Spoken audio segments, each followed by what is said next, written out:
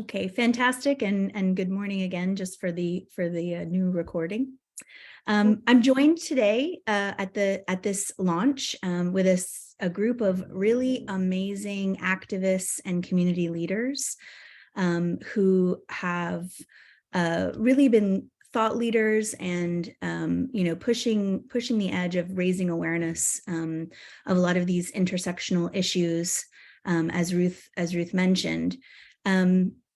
We have Sveta Moros, who's the director of the Eurasian Women's Network on AIDS and a well-known activist for community-based services for people living with HIV, people who use drugs, and vulnerable women.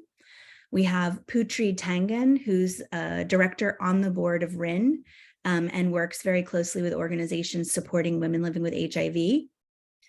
And before I move on to Aaron, I do just want to say that, Sveta, we all stand in solidarity with Ukraine at this difficult time. We also have joining us today Erin O'Mara, who's an activist, writer, and narco-feminist who's part of the global community of women who use drugs. And starting us off this morning with an overview of the process of developing this joint briefing paper and kind of the pieces that went into informing the paper, the priorities and the recommendations, is none other than Ananda Maudi, who we refer to as Maudi. And she is she served as the researcher and intern developing this paper. And she's going to lead us through the process of how it all came together and how she put the paper together and the process of data collection and research that went into it. So without further ado, I will introduce Maudi. Hi, everyone. I'm really excited to speaking with you to help the launch of this important briefing paper. Okay, I will share my screen.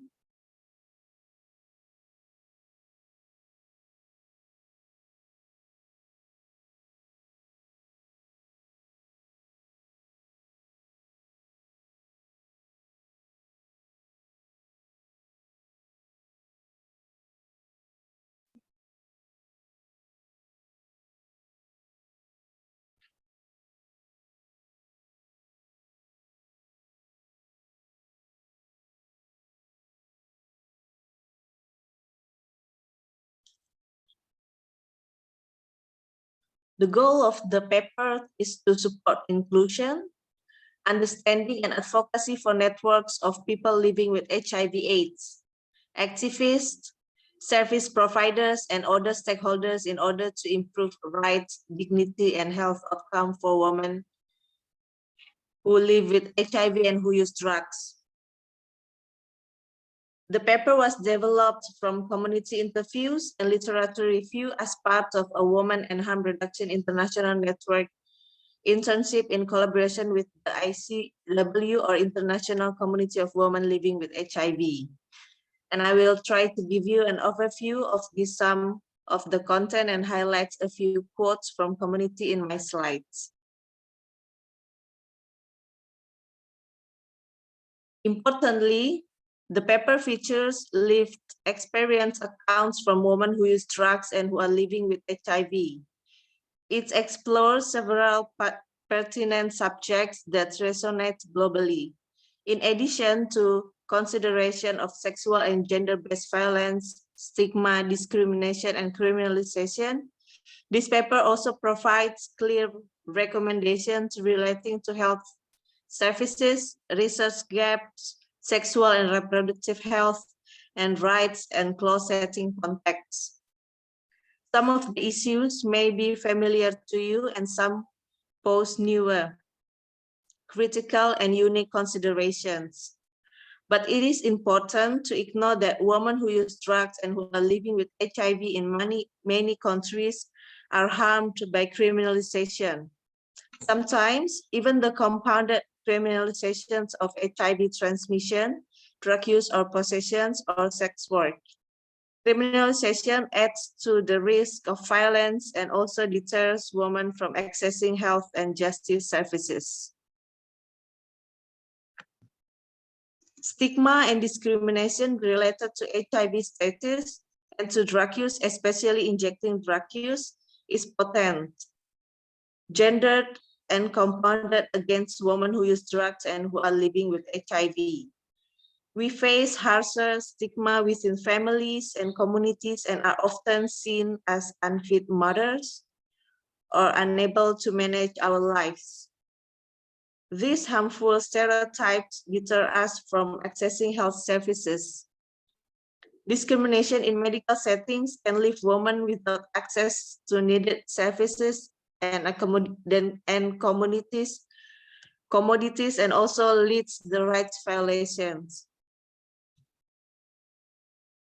Women who use drugs and who are living with HIV frequently experience disruptions in prenatal care as a result of limited sexual and reproductive health services access, and are sometimes diagnosed with HIV late in pregnancy or while in labor.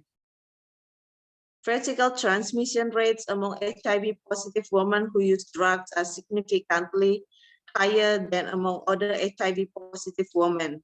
Yet, drug laws that make drug use illegal during pregnancy prevents women from seeking care and support. Some countries require abortions and the loss of infant custody of women who use drugs who are living with HIV. Misinformation, stigma, and discrimination among health professionals can all prevent HIV-positive women from accessing maternity services. Effective and rights-based programming requires the greater involvement of individuals living with HIV. Women who use drugs and who are HIV positive are underrepresented in this context. To realize meaningful involvement from women who use drugs and who are living with HIV in policy development and harm reduction programming, practical measures must be adopted. It is necessary to proactively include women who use drugs and who are living with HIV, along with understanding the unique issues and needs within people living with HIV networks. It is also important to provide women who use drugs-led organizations and networks with technical assistance, financing for advocacy efforts, and co-funding. Collaboration between groups of women who use drugs and women living with HIV should be supported. Punitive drug policy is a significant cause of women's incarceration, where women in prison or compulsory drug treatment centers continue to have extremely limited access to harm reduction and other health services. The vast majority of these women have been sentenced for petty non-violent drug use and possession charges, leaving their future job and social prospects in jeopardy and their families disrupted and disadvantaged. Punitive drug policy is clearly a dramatic failure. In practice, it is ineffective, patriarchal, expensive, and the cause of immeasurable yet completely preventable based violence, human rights violence, corruption, disease, and death. Among other recommendations, the paper highlights that women who use drugs and who live with HIV must be involved in their design, implementation, monitoring, and evaluation. Donors should increase funding for community-led initiatives to fill gaps in capacity building, services, and advocacy for women who use drugs and live with HIV. Mindful of the need for community-led research, advocacy initiatives, and core funding to enable ongoing meaningful engagement in decision-making mechanisms. Decriminalization of drug use as well as sex work, HIV transmission, and same-sex relations is also must for good policy development that upholds for human rights. We hope you will read share and use this paper in your own advocacy and planning work. Thank you so much for joining this launch. Thank you, Maudi. That was great. You obviously covered a lot of ground and made it really clear how much work and information went into crafting the focus of this paper and the recommendations. So we thank you for that excellent presentation. I'm now going to introduce again Sveta Moroz, who's going to share with us some reflections on what's covered in the paper and the recommendations, some things for us all to think about. Thank you, Sveta. Good day, good night, good morning to everyone. I need to say that in recent years, we have made a great strides in accessing harm reduction services globally, especially in the context of HIV prevention. However, women often remain a non-priority and invisible group. The problem of obtaining gender disaggregated data and the design of programs that do not meet the needs of women are evidence of this. Sexual and reproductive health and rights services are limited to sanitary napkins and pregnancy tests in our region instead of support and treatment. For women, the state offers criminalization, drug registry, institutional violence by the healthcare workers, social services, and law enforcement. We are forbidden to give birth to children while not providing effective family planning services and constantly encroach to our motherhood. The patriarchal society tells us that we are the wrong mothers and wrong women. It does not recognize or even justify violence against us. Protection from violence and support for survivors has recently started to appear on the agenda of network and organization in Eastern Europe and Central Asia. A growing number of community activists and women-led organizations are promoting the protection of women who use drugs and women living with HIV from violence.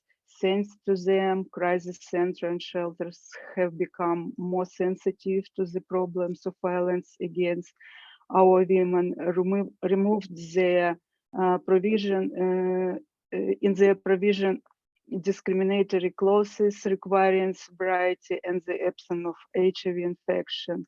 The most effective, I believe, are those that are community-led and provide comprehensive support beyond temporary shelter. I personally consider that narco-feminism movement to be an important event. It's not only about access to services, justice, and protection from violence. It's about our dignity and our voice. I believe in the strength of the community of women who use drugs and women living with HIV and its individual activists. And my most incredible colleagues among them. I congratulate ICW and RIN with this advocacy paper, which addresses important issues of intersectionality of drug use and HIV for women. Thank you and glory to Ukraine.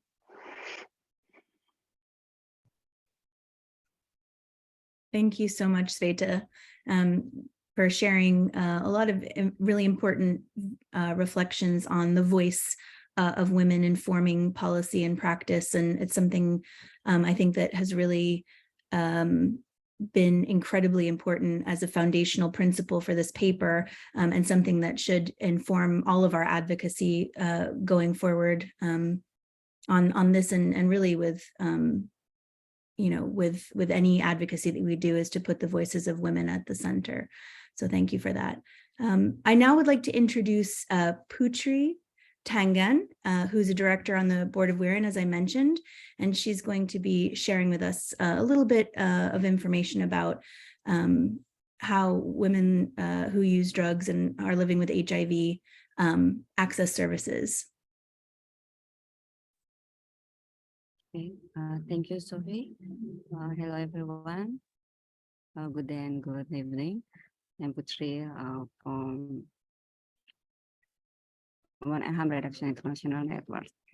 Women who use drugs with HIV in Indonesia still experience a lot of stigma and discrimination from health services. They refuse to serve women who use drugs with HIV for various reasons, often due to limited equipment and no officers who have been trained. This has a negative impact because it causes women who use drugs with HIV to stop coming to services to continue their antiretroviral therapy. Of course, this can make their health conditions drop. Not a few who finally, when they return to the hospital, they were in a bad condition and even too late. That is why we are here to urgently need the involvement of women who use drugs in formulating policies that are responsive to the needs of women who use drugs and become trained peer support to provide assistance to women who use drugs with HIV in accessing health, social, and legal services. This for me. Thank you. Wonderful. Thank you so much. And again, a call to action for meaningful involvement. Before I introduce our next panelist, I do just want to let all of the folks that are watching this webinar know that they can put questions and answers, and also we've enabled the chat, so feel free also to put to introduce yourself in the chat and let us know why this issue is important to you. And you can put any questions in the question and answer, or go ahead and put them in the chat. But definitely introduce yourself. Let us know where you're from and why this is an important issue for you.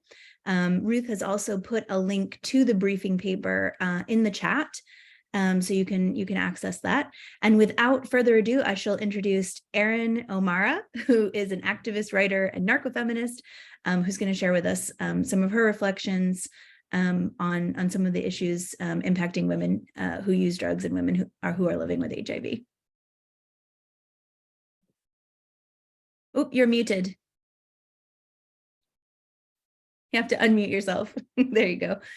All right, is that okay? Okay. We've got you now. Yeah, thank you.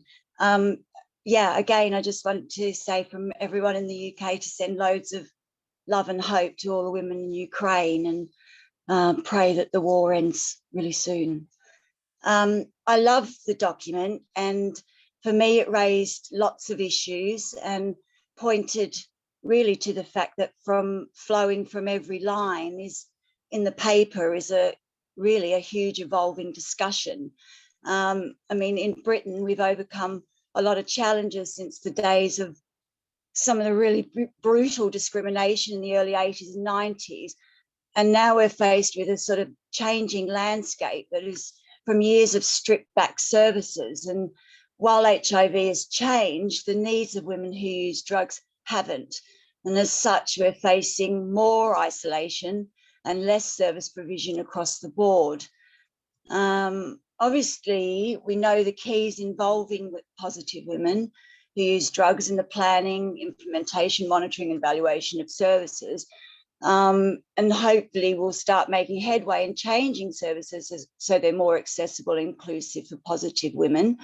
Many who are aging now and are having different issues such as tricky hormonal influences from menopause and its effects combined with long-term HIV drugs. And I wanted to just throw in a story that's just happened to me very recently in the last few weeks.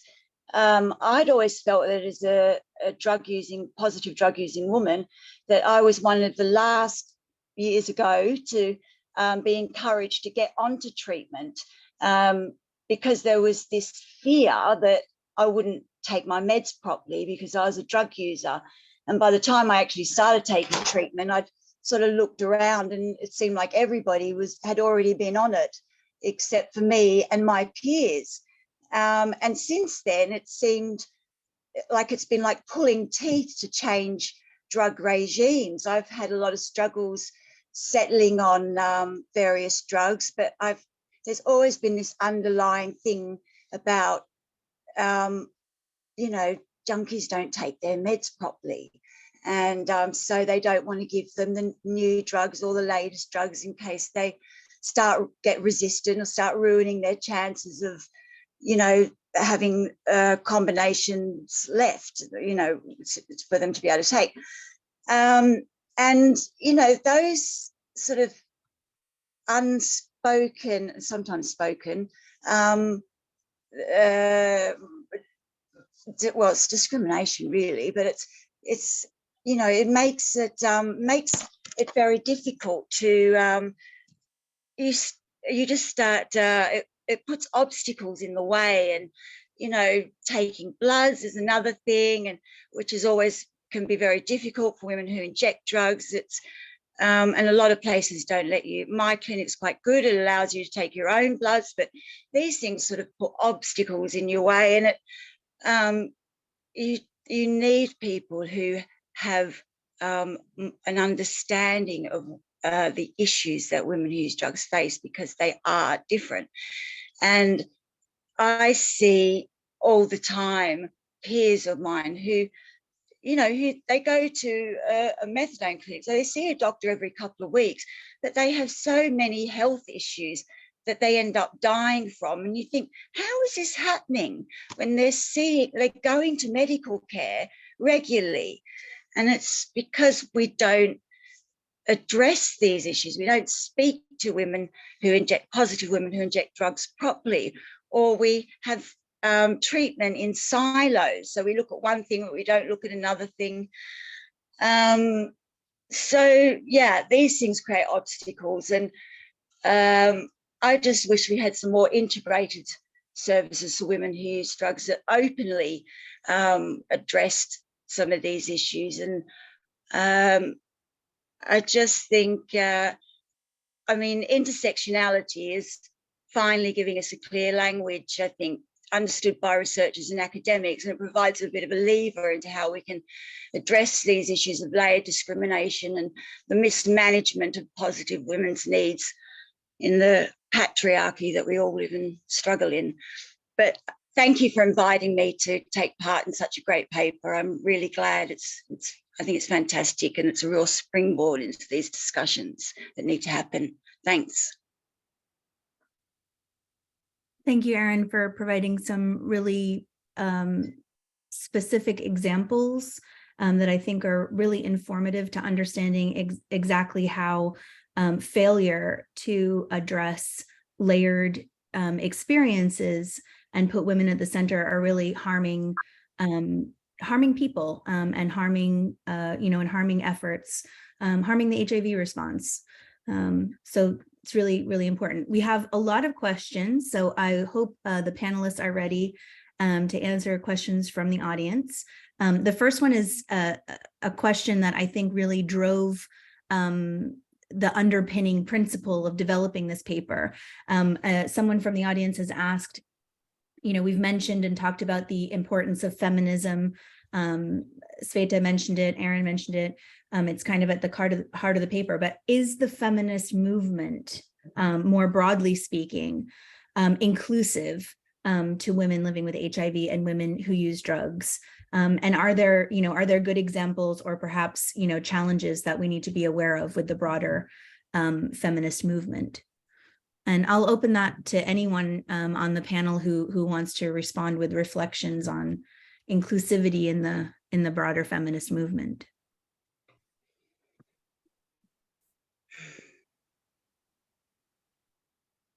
Of course, if none of you answer, I will call on someone. I'm gonna put Sveta on the spot since she talked about this a little bit, and then if others want to jump in. Yeah, No pressure. thank you. Actually, it's a good question about how we interact with the broader feminist movement. My experience started with the coalition on submissions shadow report in Ukraine, and it helped us to be more integrated in the feminist movement in Ukraine. And I think it was really great experience, and it leads that women living with HIV and women who use drugs in Ukraine now more inclusively involved in many essential important events related to human rights of women, included different coordination civil society mechanism which addressing gender equality in Ukraine. So we have some really great examples of better integration. Also, during the last 4 years, we conducted feminist school, and trainers they represent different feminism, like intersectional feminism, radical feminism, but we have very honest discussion related to sex work, related to trans women. So yeah, it's like step by step we are building our like joint vision, what is feminist about, especially for those women who most marginalized and criminalized in society. It's great. And Sveta, you definitely have developed some really powerful and intersectional collaborations that are an important example, I think, for a lot of feminist movements around the world on how to go about being inclusive and how to make sure that we're listening to all women and those experiences. Does anyone else want to jump in on this question? Oh, Erin, go for it. Yeah, it's been a journey, hasn't it? I mean, I think for a long time, I feel like the feminist movement spoke for us. And, you know, that was quite difficult. And a lot of it, you know, we're so busy, you know, fighting in our own lives against prohibition and criminalization. It makes raising your voice on these issues when you're criminalized quite difficult. And I think it was taken for granted that, you know, treatment was good and harm reduction, which is good, but there's a lot of issues that still need to be addressed. And I think, you know, I feel whereas harm reduction provided a language for people who use drugs, I think intersectionality is providing the language for women who use drugs to be able to discuss the issues with feminists, speak for ourselves on the same kind of level playing field. And I think the time is right, isn't it? The time's now. These connections, these partnerships are being made. So it's going to be really exciting to see what happens, because you can see what happened with the positive women's movement when they connected with the feminist movement, how, you know, how it really propelled that forward. So I really hope it's going to be the same for women who use drugs. I'm sure it will, connecting with our sisters. I think also, Erin, you highlighted that there are kind of these language disconnects and also information and understanding of what harm reduction is and how those principles can be applied. I think there's sort of a lack of back and forth flow. So it's really interesting that you highlighted those two, you know, language, you know, that are sort of spurring these new collaborations and connections.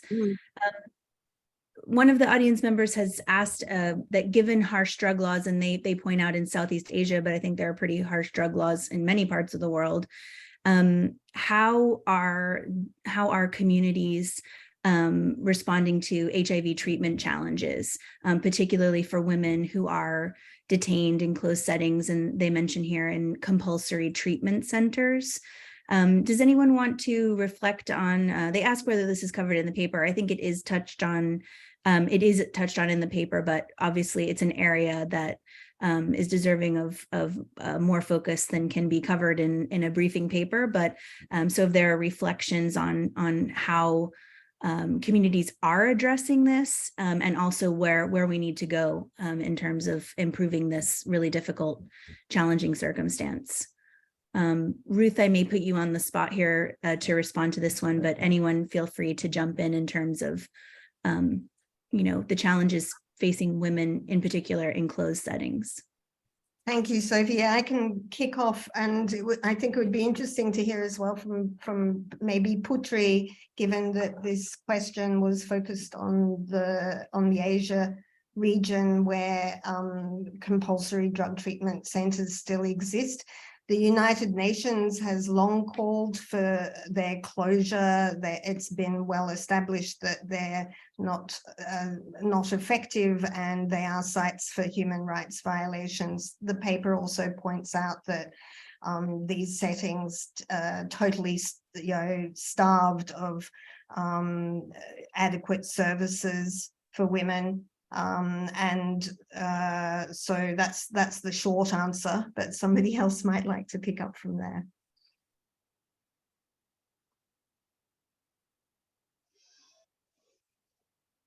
Putri, I wonder if you have any thoughts about that.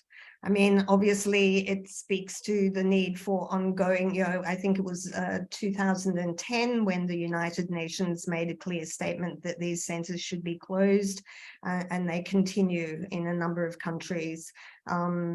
Other countries have rehabilitation that isn't, that perhaps is disguised a bit, but still is semi-compulsory and certainly unregulated and not affording good connections with services that are available out of those settings. So it's still a road to go in advocacy and work to bring rehabilitation and drug treatment services in line with basic standards and evidence base, and to ensure human rights are upheld, and to close those compulsory centers. Okay. The different when the peer supports extending to people living with HIV, it's just advocates, but when they extending a woman who struggles with HIV, they need a hard advocate, because the health services in Indonesia, it's still not responsive to the needs of women who use drugs. Instead, thank you. Thank you, Putri. One of the questions asks about whether we learned anything collectively working on this paper. And I just wanted to flag that in the lead up to the development of this paper, we realized working together that we needed to do some kind of education and some awareness raising around key concepts within networks of women living with HIV, for example. We had a lot of questions from women about what does it mean? I've heard harm reduction, but what does this actually, what does it mean to do harm reduction? How can we be incorporating these principles in our advocacy and our work? And definitely networks of women living with HIV, or we're at different levels. So some networks are very strong on these issues, and some are kind of just tiptoeing into understanding how to connect these issues and how to make these advocacy priorities. So I wanted to flag that as something that was really interesting, that we did these kind of internal teach-ins to get into the concepts. And I also wanted to ask Maudi, Ruth, if you had reflections on interesting things that you learned in the process of doing the interviews with women and kind of connecting the dots on the priorities, the layered and intersectional priorities of the groups of women in this that we focused on in the paper.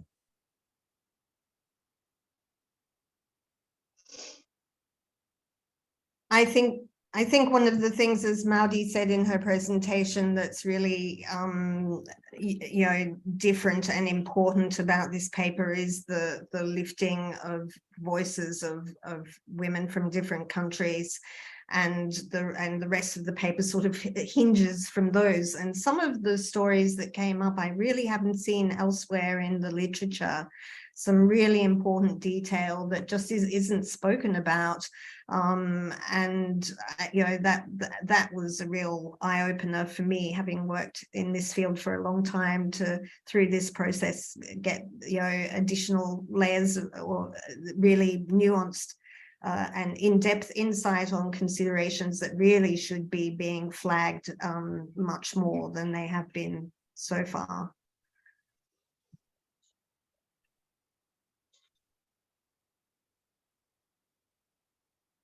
Oh, sorry, I was muted. Maudi, I don't know if you want to also jump in. But one thing that really jumped out at me as I read through this, and this is something that's been on my mind a lot in thinking about what we mean when we talk about punitive practices, and we tend to focus on criminalization of drug use, criminalization of HIV status. But there is, and I think you touched on this a little bit, Sveta, but there is also this issue about very high stigma and discrimination against mothers who are living with HIV, and kind of these unseen or unexplored punishments of having to worry about your children being removed, or having to prove that that you can parent your children. And I just wondered if anyone on the panel, Sveta, others, want to share a little bit more about how we can confront these unexamined issues, or more unexamined issues, as Ruth mentioned, and what we think we can do to kind of shift some of these harmful and misplaced understandings about women who use drugs. Thank you, Sophie, for asking this question. Yeah, for Eastern Europe and Central Asia, it's really very critical and essential issue to be addressed, because unfortunately we just finished our gender assessment, and we see that almost all countries we explored their laws and policies, most of them have punitive or restrictive bylaws again parental rights of people who use drugs, and in particular for women who use drugs. So in our agenda, of course, it's to remove these legal barriers for women, and unfortunately, it's long-term advocacy. We can do it fast because like legislative process, it's very hard, and also it's too much resistance among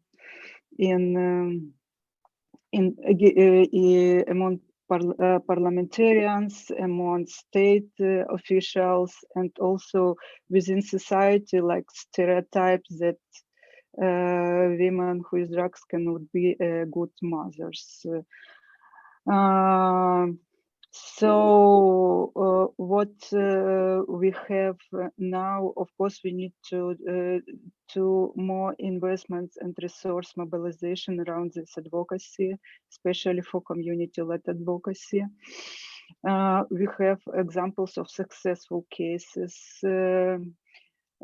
including Eastern European Court of Human Rights, included also cases in court in Ukraine and Russia. But again and again, we need to resources to for following up these cases. And there are some questions about self-stigma in our chat. Many women just don't have empowerment to go through these processes. And of course, self-stigma, it's a huge challenge for our community. And I think mental health should be more strategically and proactively addressed for women who use drugs, because as for now, it's mostly about peer support group, which is good. It's should be safe place for women. But at the same time, we need to talk about professional psychotherapeutical help, psychiatric care, and sharing our experience with mental health between peers. And I remember when I going through my depression because of war in Ukraine, and many women I learned about from them how they dealing with the depression, which treatments they taking, how it's interact antiretroviral treatment, antidepressants, and drugs. So it's many questions about self-stigma related questions, but again I thinking about mental health. We need more tools, more experiences, more study how it's better to address for women who use drugs and women living with HIV. Erin, go ahead. Thank you, Sveta. I'd just like to say, more community-led research.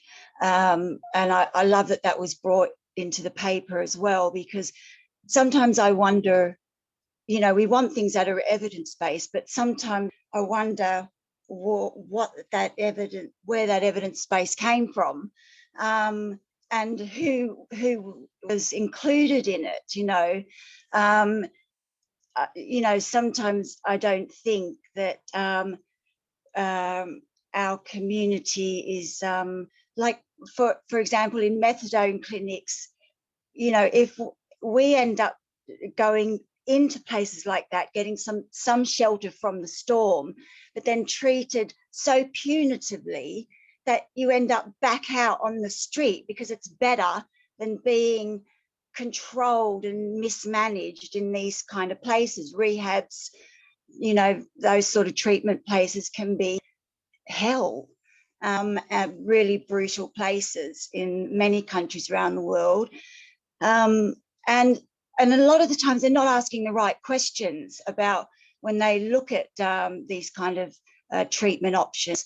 We need to be involved more in that and asking the right kind of questions about how our lives are affected in these places. And that's what got me into activism, because I just thought nobody knows what's going on here in these places. It's just, this is hell, and nobody knows about it. And there's still hell for many positive women, of course, and that has a knock-on effect onto our positiveness, doesn't it? You get back out on the street and you're confronted by all those difficulties all over again. Yeah. So I'd like to see a lot more community-led research. Yeah. I think you raise a lot of really important points about how we kind of crush this culturally reinforced understanding of what it means to be a woman who uses drugs and a woman who's living with HIV, right? Because this is one of the things that we started to unpack in one of the teach-ins, is just this kind of specific ideas that are, put out there and are replicated in media and in movies about what, who is this person, and kind of crushing those stereotypes is something that we need to do, as a community. And this was another thing that we kind of learned, I think, through this process, is like having a safe space to say, okay, this is what I know about these things. And then this is the reality, the lived experience of women. And one of the ways Sveta mentioned, is kind of changing that language in these UN documents and in this kind of norming, changing the norms at that level, but also, interpersonally within the feminist response, breaking down these concepts and these ideas to kind of take a more holistic approach and a more compassionate approach to understanding what women really need. So I think this is, very powerful shift that we need to continue working on. And to me, this is like you're saying, oh yeah, we need to do this again. We should do this we should have this discussion and dig deeper into kind of some of these stereotypes and breaking down some of these, stagnant thinking about people who use drugs. And Maudi, did you want to reflect on some of this? Yeah, I think the most frequent thing that has been shared to me by women who are living with HIV and who are using drugs around the world were some incredible and alarming personal stories related to accessing healthcare services, and stories of having been rejected by service providers and barriers at every level, also layers of discrimination and managing us into discriminatory boxes, and experience of all of the community interviews that I interviews also reminded me of the strength and resilience of each of the women in dealing with the challenges they face.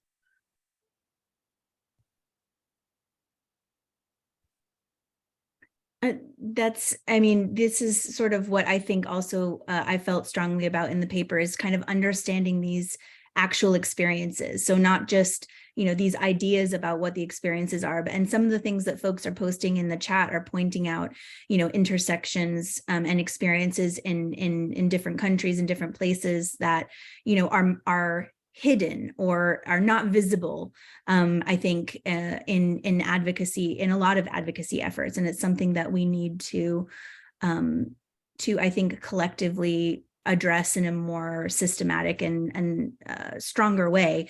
And I think that that kind of leads to this another question that was put in the Q&A about what we can do together. What is it that we can do, as perhaps, community-based organizations working with other community-based organizations and individuals to confront this kind of stigma and discrimination at community level, and I think more broadly, what are some steps that we can take?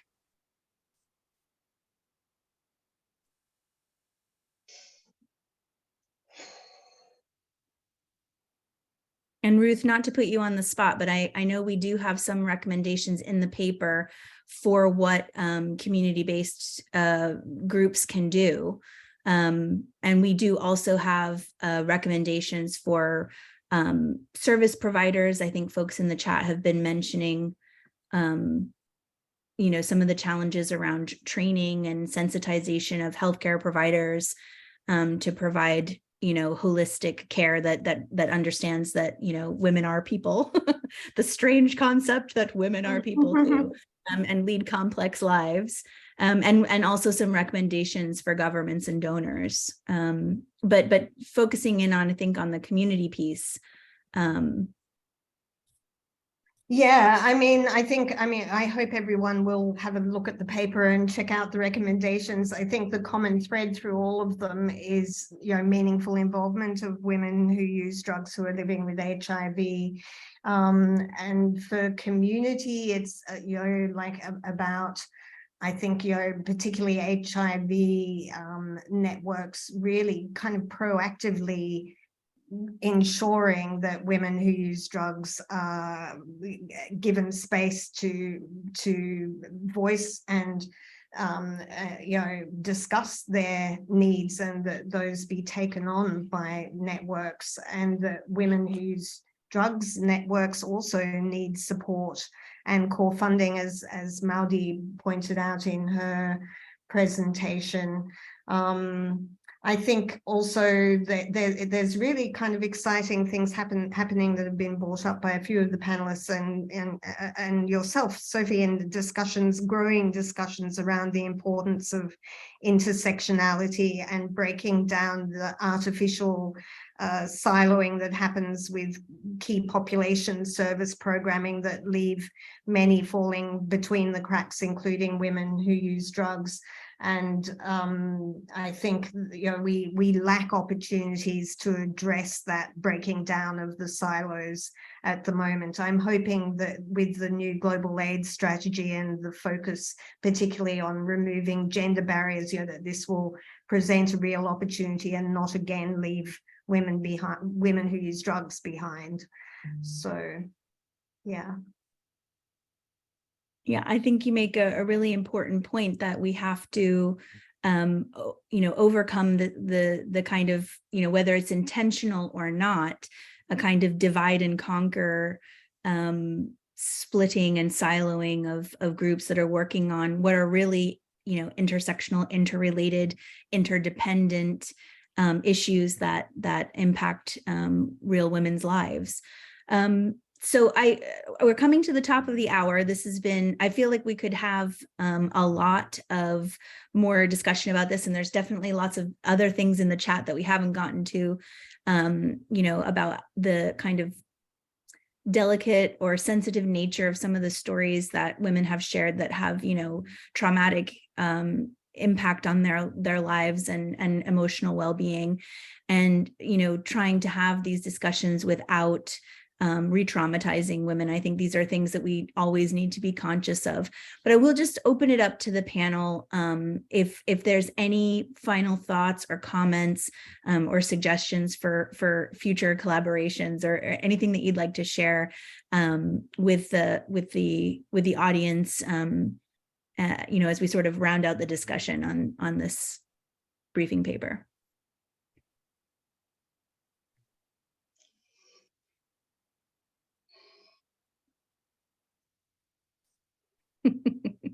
I know one of the things that was involved in the internship was also interviews with other stakeholders, and one of the products developed from that was a blog from an interview with the Global Fund, and maybe Maudi could say a few words about that and when it will be becoming available.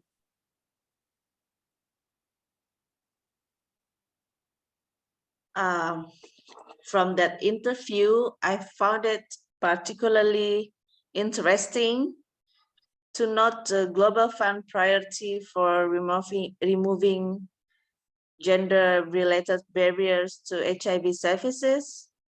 This means much greater attention on whether or not countries have factored gender into country plans for action.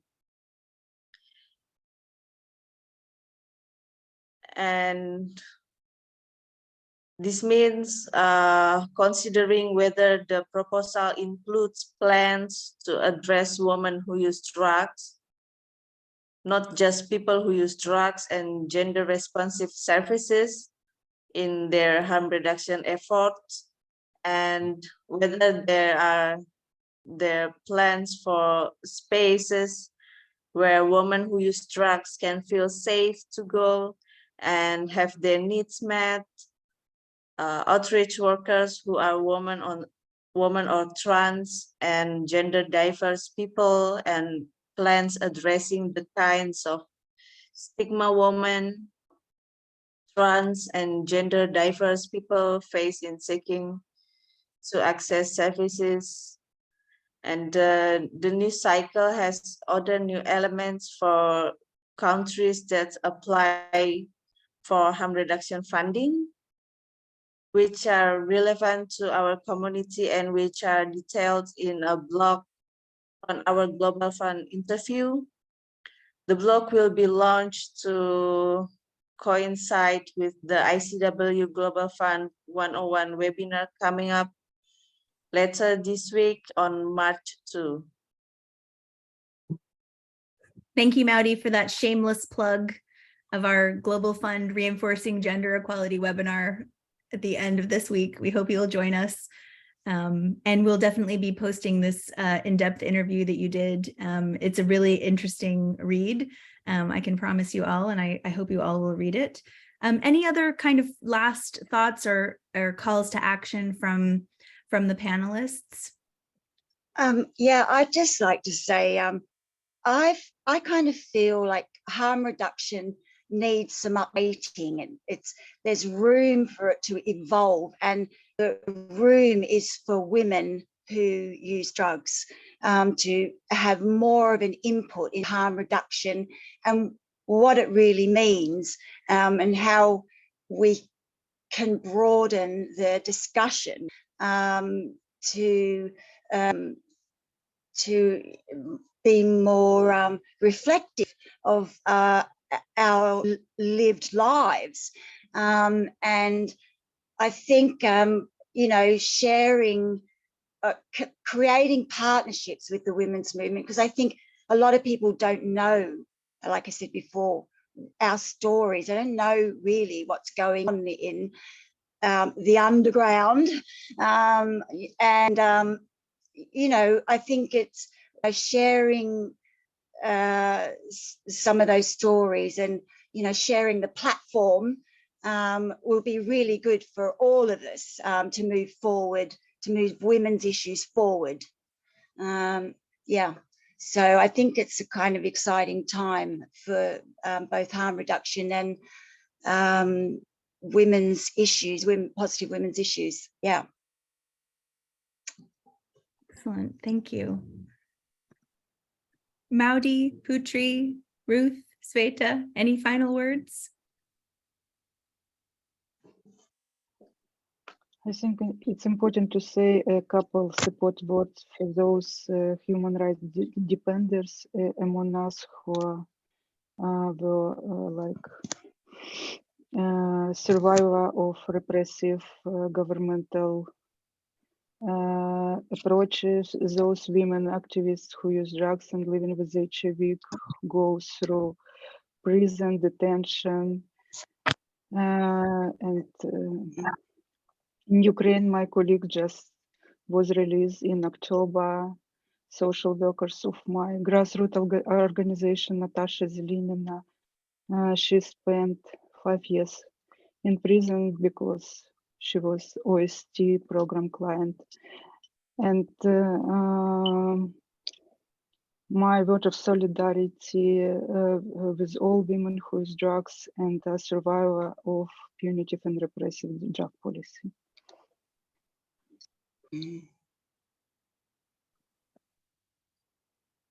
Thank you for that, Sveta. I think we're hearing both this incredible opportunity, but also the jeopardy and the risks that face women who are speaking up about these issues. And it's important to keep both of those things in mind. It's a time of great opportunity and a time of great jeopardy for women and people who use drugs. Ruth, Putri, Maudi, any other last thoughts? Otherwise, we'll say then thank you all for your sharing of these insights and reflections, and a special thanks to Maudi for all her hard work putting the briefing paper together and conducting the interviews. We should do a tiny little shout out for Jessica Whitbread, without whom this collaboration may not have happened. And many thanks to Ruth and all of everyone that has, who's maybe watching at home, who's contributed in some way to putting this paper together. I know from ICW's perspective, we definitely view this as the beginning of more strategic opportunities to collaborate and undertake advocacy and solidarity, and to strengthen our organizational position in solidarity with women who use drugs. And we've been very fortunate to have Rin as a partner in helping us strengthen these positions and our understanding. And we're really looking forward to what comes next in working together. So I thank you all, and we'll make the recording available, and Ruth has put the paper in the chat, and hopefully maybe we'll see you all on Thursday at our Global Fund. Ruth, did you want to say something at the end there? Go ahead. Yes, I wanted to say thank you to you, Sophie, for your amazing facilitation of this launch. And just to point out to everyone that we will be emailing you the link to the paper, also in case you missed it in the chat there. So thanks very much to the panelists and to everyone for joining us. Wonderful. Okay. Okay, Thanks. bye, everyone. Bye. Thank you. Bye, everyone. Please no.